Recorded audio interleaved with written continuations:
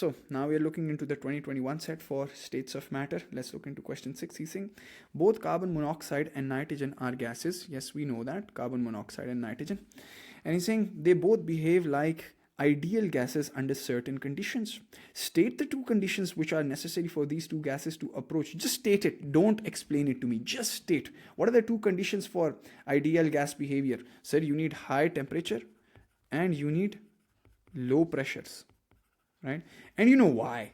He's not said explain it, but if you were to explain it to the examiner, you could have explained it as well. It's just saying state. So just state it, high temp and low pressure. But if you were to explain it to the examiner, you could have said, hey, at high temperature and low pressure, what happens? Said it follows the ideal gas behavior because you have zero particle volume, compared to if there's low pressure or high temperature, what will happen is that the volume of the particles would be negligible compared to the volume of the entire container. And we say, hey, there's zero particle volume there, right? The volume of the gas particles, the individual volumes of those gas particles become negligible compared to the volume of the container. They're effectively point masses.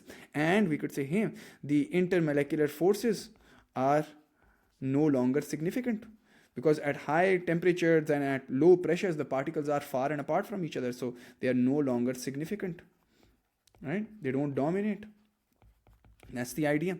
Zero particle volume or volume of gas particles is negligible.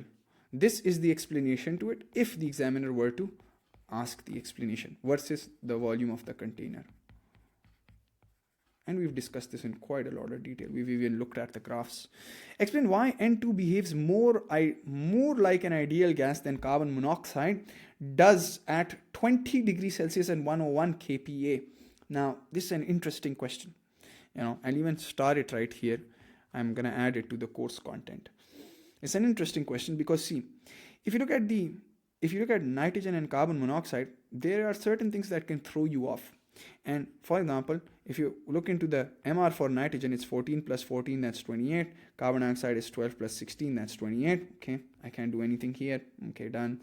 So the temperature at which nitrogen is present and which carbon monoxide is present is the same. The pressure is the same for both. Now I start thinking, as a student, I start thinking to myself, okay, now why is nitrogen going to behave more like an ideal gas? They're both literally looking the same. They're at the same temperature, same pressure. Everything is the same about these two.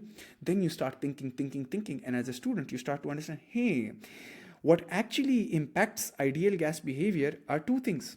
It's IMF and it's what? It's intermolecular force of attraction and it's particle volume effectively, right? Pressure and temperature, they basically affect the intermolecular force of attraction between particles and the particle volume. And if these two can be manipulated, you can behave more like an ideal gas. And so if nitrogen is behaving more like an ideal gas, what does that mean for nitrogen? What does it mean in terms of intermolecular forces of attraction between nitrogen molecules and between carbon monoxide molecules? You realize, hey, nitrogen is a non-polar molecule. N2 is non-polar, right? And we know that. Whereas carbon monoxide is polar. There's a PDP. There are PD-PD attractions. And so what that means is that carbon monoxide has what? Has more significant IMF. Or you could say, hey, nitrogen's IMF is not as significant as carbon monoxide's IMF, right? So carbon monoxide molecules has more significant intermolecular force of attraction between molecules. I'll write it here, between molecules, right? And so what that means is that therefore carbon monoxide deviates more from the ideal gas behavior.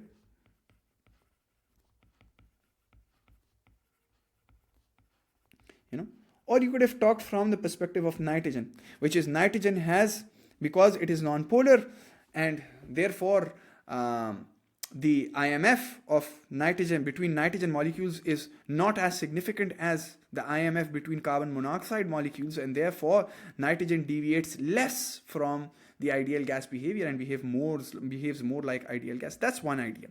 The other idea is this is correct for 2 marks. That's it. That's more than enough. But the other idea is to talk about volume. The reason why N2 would behave more like an ideal gas is because N2 may be smaller. So you could say, hey, N2 is smaller.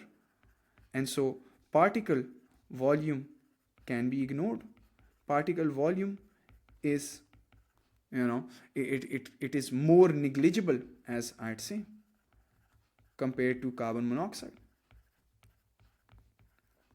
Right? That's the idea. So you could have added, either you could have explained it through this particular idea, or you could have explained it through this particular idea. Both would give given you 2 marks. You did not have to explain both the ideas. I just wanted to give you guys both the ideas. So as a student, this was a question which was a little difficult, but I hope that now you guys can go over it. It's a piece of cake. Calculate the amount, because you needed to think very deeply that, okay, ideal gas actually, the ideal gas behavior actually revolves around the idea of IMF and particle volumes, right? Now, calculate the amount in mole of pure nitrogen gas which occupies this much volume and this much pressure and at this particular temperature, and it's a piece of cake. We know PV equals nRT, and he's saying assume that it behaves like an ideal gas. So we'll have to use the ideal gas equation. Just the pressure needs to be in what? The pressure needs to be in pascals, not kilopascals. So kilo, open it up, 10 is power 3. Volume is what? 100 cm cube, converted into meter cube by timesing it with 10 is power minus 6. So we all know that. Moles of nitrogen we have to find. R is 8.31. Temperature is what? 273 plus 20. We have to convert the degrees into Kelvin. Done? So mole equals 101 into 10 is power 3 into 100 into 10 is power minus 6 divided by 8.31 into 273 plus 20, 293. Please understand that this particular expression contains marks. We have to write this particular expression in the exam. It does have marks, marks. You can't leave out the expression looking like this. Nah, you have to make n the subject, right? And that's why these questions students lose marks, although these are very simple questions. So, Sir, will this be uploaded on the LMS? Yes, everything is uploaded on the LMS, Atif. You can leave the class, it's okay. Focus on physics, it's okay. Study for the myths, right? So, what do you get moles as? Moles equals 4.15 into 10 raised to the power minus 3. And it's 3 sig fig, right? Because the data that's been given to me is 3 sig fig, 3 sig fig, 3 sig fig. See? 3, 3, 3. Yeah. Next, nitrogen is also a gas at room temperature and pressure. Neither carbon monoxide nor nitrogen is an ideal gas. Obviously, we know that. State 2 assumptions that are made about the behavior of particles in an ideal gas. What 2 assumptions are there for an ideal gas? Sir, we say there is 0 particle volume, which means that the volume of the particles, volume of gas particles is what? Is negligible compared to the volume of the entire container, right? And we say there is no IMF. But I've also given you guys more ideas. I've even given you guys more assumptions, which is that all collisions are perfectly elastic. So perfectly elastic collisions. This is an assumption that I gave you, that hey, this is also a particular assumption that is used. All another assumption that I gave you guys is that the ideal gas obeys all gas laws, all basic gas laws. That's also an assumption. So there are multiple assumptions to it. In your course nowadays, it's only 2 assumptions. Prior to this, in your course, there used to be multiple assumptions that you needed to know about. Now your course does not require you to know all the 4, 5, 6, 7, 8 assumptions that you have. It's only these 2 assumptions. And see, he's saying state. I'm not going to explain anything. I'm just going to say 0 particle volume, and there's no intermolecular forces between particles. Done? That's it. Explain why N2 does not behave as an ideal gas at very high pressures. Because we know at very high pressures, the particles are close together. And because the particles are close together, what happens? Sir, if the particles are close together, the IMF, the intermolecular forces of attraction between particles, becomes larger. It's no longer negligible. Is no longer insignificant, I'd say. Is no longer insignificant. right? Or you could say, hey, becomes larger. The IMF between particles is no longer insignificant, or slash it becomes larger. It's up to you how you were to write it. It really doesn't matter as long as your concept is clear. And one more thing, IMF and particle volume. At higher pressures, the particle volume can no longer be ignored. The particle volume is no more negligible, right? Because understand, is no longer negligible, no more negligible, same thing, no longer negligible. Because compared to the volume of the container, what says volume of container? Because we know that if the pressure increases, what's going to happen? If the pressure increases, the particle volume can no longer be ignored now, because the volume of the container decreases so much so that this particle volume is now significant. It's no longer insignificant, right? You can't actually say it's negligible. No, you can't. No? So that's it.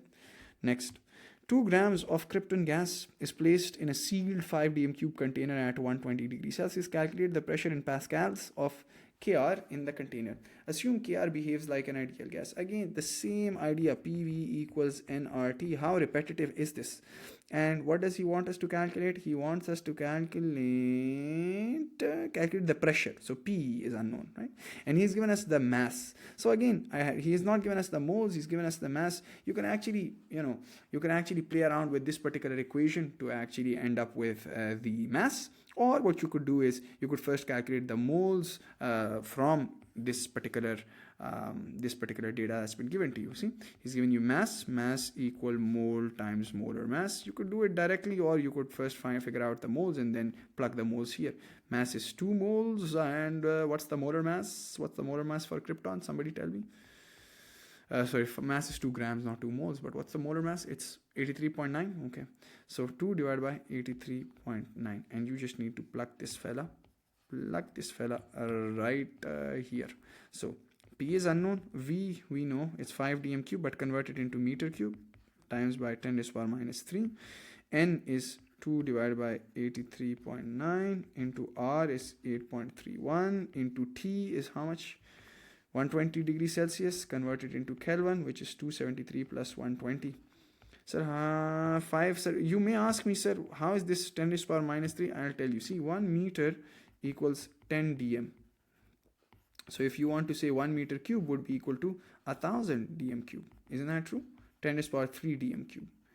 And so if you were to convert 5 dm cube into meter cube, it would be what? 5 divided by 1000, or 5 into 10 to the power minus 3. It's the same idea.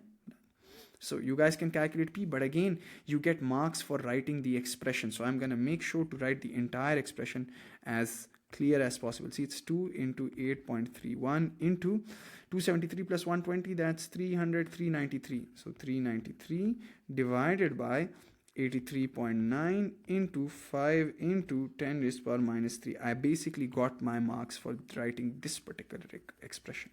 So please always write the final expression, right? Don't leave your answer like this and calculate for P. Write the expression by making P the subject in this particular case. Now, next, what do you get as your answers? You get 15570. Now again, if you write this as your final answer, you're going to get 2 marks. You're never going to get 3 marks. Why? Because all the data that's been given to you is 3 sig fig, 3 sig fig, 3 sig fig. All the data is in 3 sig fig. And this is 1, 2, 3, 4, 5 sig fig. So I need to write it in 3 sig fig, right? So it should be 1, 5, and this 7 would be rounded off right here. So it's basically 15600. It's 15600. Not 15570. I rounded this off right here. Instead of writing 15570, I wrote 15600 because now it's 3 sig fig. 1, 2, 3, 3 sig figs, 3 sig fig, 3 sig fig. Done? So always make sure that you write the correct significant figures in the exam. These questions will literally only test unit conversions and sig figs.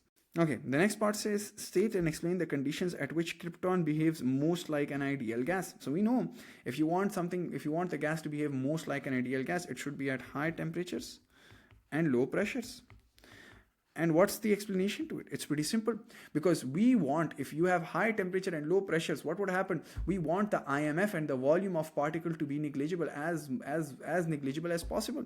And so you'll tell the examiner, what's the explanation? 2 points, just 2 pointers. What is the explanation? IMF and volume of particles. Sir, at high temperature and low pressure, the IMF is insignificant.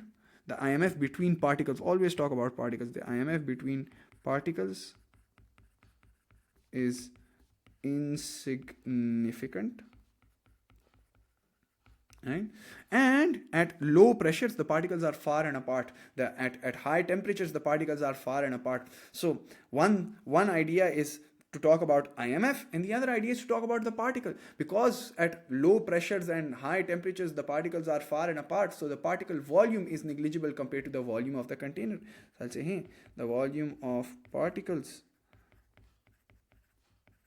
is negligible versus compared to the volume of the container.